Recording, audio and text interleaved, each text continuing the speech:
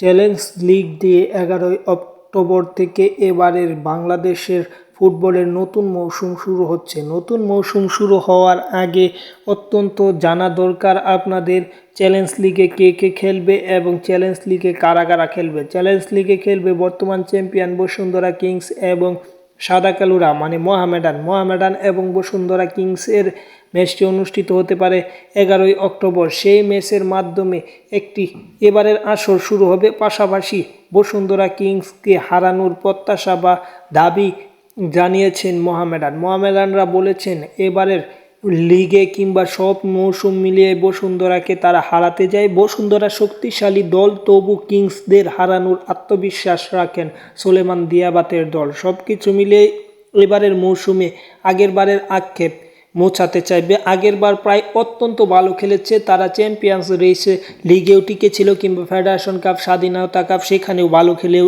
এক বসুন্ধরার কারণে চ্যাম্পিয়ন হতে পারেনি। এবার সেই আক্ষেপ মোচন করতে চাই।